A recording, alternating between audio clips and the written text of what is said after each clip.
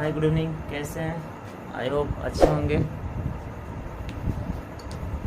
लोगों को बता दें कि पिछले कुछ दिन से वीडियो नहीं आ रहा था, क्योंकि मतलब कि कुछ प्रॉब्लम हो गया था, इसलिए वीडियो नहीं जा रहा था आप लोग के पास। अब फिर कंटिन्यू वीडियो आप लोग को मिलेगा। उसके बीच में जितना मतलब आप लोग को प्रॉब्लम हुआ होगा उसके लिए क्षमा चाहते हैं, क्योंकि बीच में कुछ ऐसा प्रॉब्लम हो गया था ताकि हम वीडियो नहीं बना पा रहे थे। और ऐसे फिर वीडियो मतलब रोज़ कंटिन्यू जाएगा आप लोग के पास, ठीक है ना। तो जो हम लोग जहाँ तक पढ़े थे उसमें जो टॉपिक्स बचा था उस टॉपिक्स के बारे में आज हम लोग जानते हैं और इस वीडियो में उसको क्लियर किया जाएगा, ठीक है ना। और जहाँ तक हो सके उसको कवर किया जाएगा। तो आइए स्टार्ट करते हैं वीडियो को। और वीडियो को अगर यदि मेरे चैनल पर यदि आप लोग नए हैं तो मेरे चैनल को सब्सक्राइब जरूर कीजिएगा और लाइक भी कीजिएगा, क्योंकि ऐसे ही वीडियो एजुकेशनल वीडियो यदि आप लोग को चाहिए तो मेरे चैनल को सब्सक्राइब जरूर कीजिएगा, तभी आप लोग को प्रतिदिन अपलोड किया गया वीडियो आप लोग को मिलेगा, ठीक है ना। तो आइए स्टार्ट करते हैं।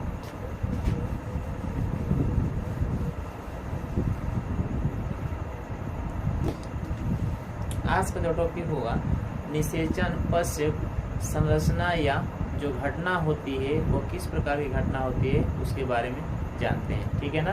तो निषेचन के बारे में जानते हैं। निषेचन जो पश्च जो घटना होती है,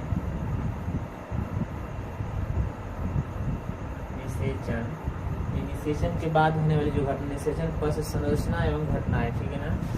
निषेचन पश्च संरचना एवं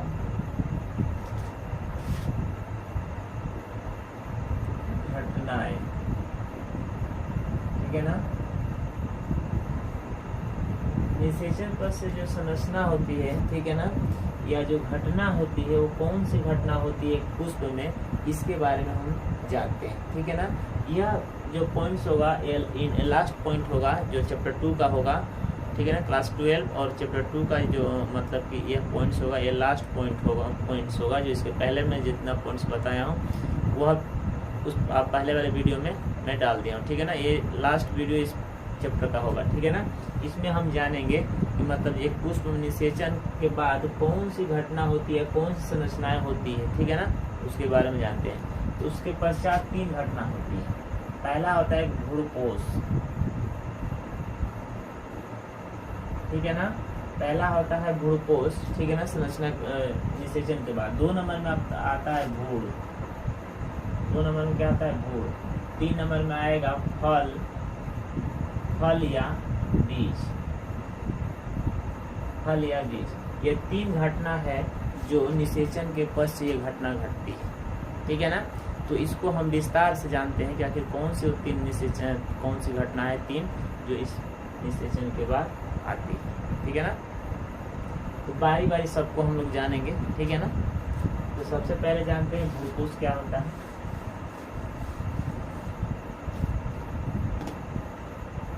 देखिए यह एक पुष्प का हम संरचना बना देते हैं, ठीक है ना। एक पुष्प क्या संरचना बना दी। अब यहाँ पर समझना ये है कि यहाँ पर जो निषेचन होता है वह निषेचन किस प्रकार का होता है, इसी के बारे में हम क्या करेंगे, जानेंगे, ठीक है ना। इसी के बारे में जानते हैं। देखिए तो भ्रूणपोष कब हो गया, हम बता दिए हैं पिछले वाले वीडियो में कि जो मादा भाग होता है उसमें पहले से 3 अंड क्या होते हैं, मौजूद होता है, ठीक है ना। पहले से क्या होता है, 3 अंड मौजूद होता है। और इसमें जो परागकण आते हैं इस परागकोश से वो कितने आते हैं, 2 परागकण इसमें क्या करते हैं, आते हैं। 2 परागकण इसमें क्या होते हैं, मादा भाग में आते हैं। तो देखिएगा एक जो अंड होता है, एक जो कण होता है वह एक अंड के साथ क्या करता है, निषेचन करता है। तो यह एक अंड क्या एक कण के साथ क्या निषेचन कर लिया। निषेचन करने के बाद यहाँ तो अब क्रिया हो गई निषेचन की, लेकिन बचा जो एक कण होता है और 2 अंड होते हैं, तो वह क्या करते हैं, इस जो भ्रूण है इसको भोजन देने के लिए कोई ना कोई तो चाहिए। तो उसको भोजन देने के लिए ये क्या करते हैं, एक कण और 2 अंड मिल करके एक भ्रूणपोष का निर्माण करते हैं, ठीक है ना। और भ्रूणपोष का निर्माण कहाँ होता है, मादा भाग में यानी अंडाशय में होता है। तो एक कण और 2 अंड मिल करके किसका निर्माण किए, भ्रूणपोष का निर्माण किए।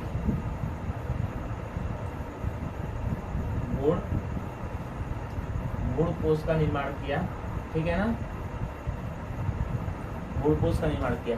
क्योंकि अगर यदि यह भ्रूण यानी जो बच्चा बन रहा है उस बच्चे को तो भोजन की आवश्यकता होगी, जिस प्रकार एक मादा में यानी फीमेल में उसके माने आहार नल से जो गर्भाशय जो होता है, गर्भनाल से क्या होता है, उसको भोजन मिलता है, किसको, उस बच्चे को, ठीक है ना।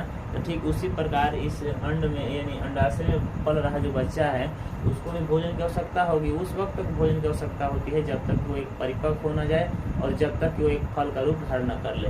तो यह एक कण जो बचा है 2 अंड के साथ निषेचन करके क्या भ्रूणपोष बनाता है, और ये पहले वाला जो है क्या है, यह भ्रूण है, ठीक है ना। पहले वाला क्या है, यह भ्रूण है। तो इसको हम क्या कहेंगे, भ्रूण कहेंगे।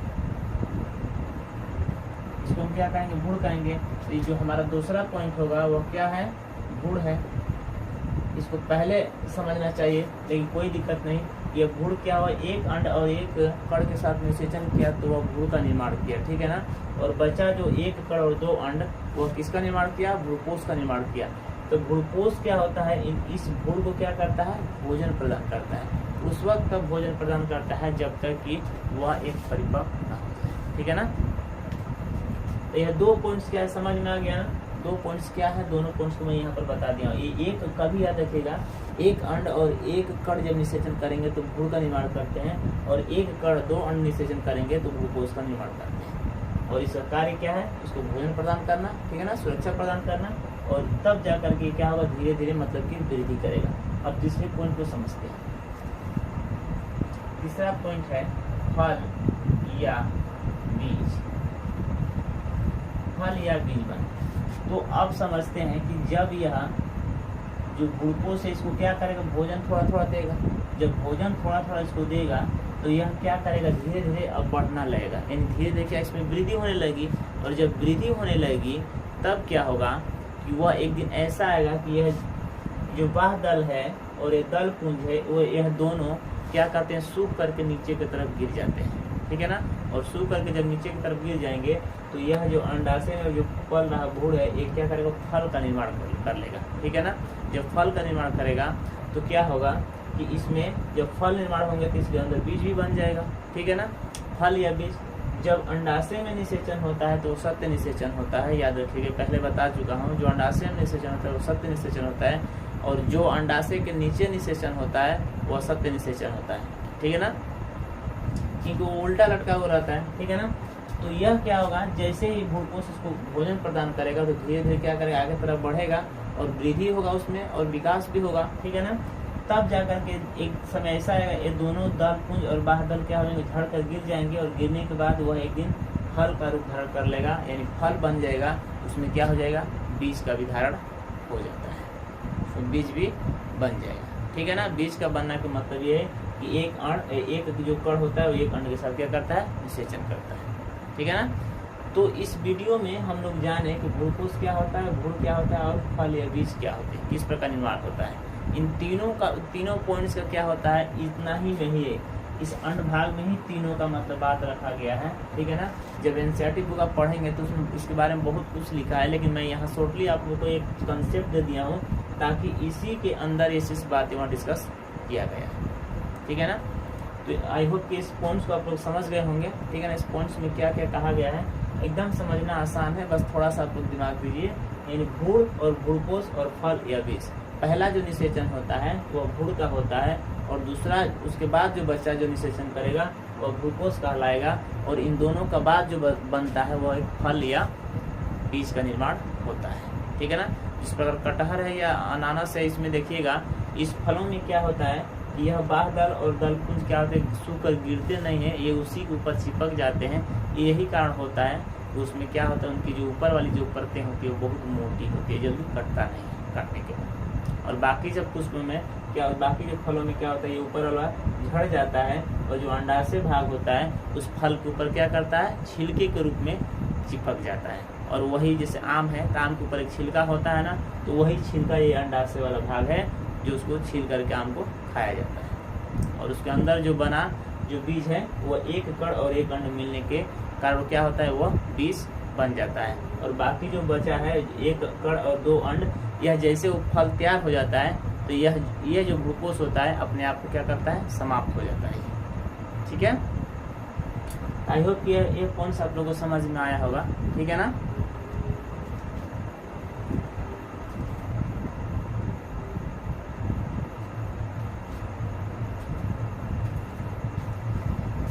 तो आज का यह जितना भी टॉपिक्स था अध्याय क्लास 12 का अध्याय दूसरे का जो लास्ट टॉपिक्स जो बचा था उसको यार इस वीडियो में कवर किया गया। अब अगले वीडियो में हम पढ़ेंगे अध्याय 3 का, ठीक है ना। अध्याय 3 की स्टार्ट किया जाएगा, उसमें जितने पॉइंट्स होंगे उसको कवर किया जाएगा। तो आप इस चैनल पे कंटिन्यू बने रहिए ताकि आप लोग को प्रत्येक चैप्टर वाइज जो वीडियो मिलेगा आप लोग को बहुत हेल्पफुल होगा और आपको बहुत इस वीडियो से मदद भी मिल सकती है, ठीक है ना। तो बस आज के वीडियो में इतना ही और अगले वीडियो में फिर मिलते हैं। तब तक के लिए जय हिंद, जय भारत।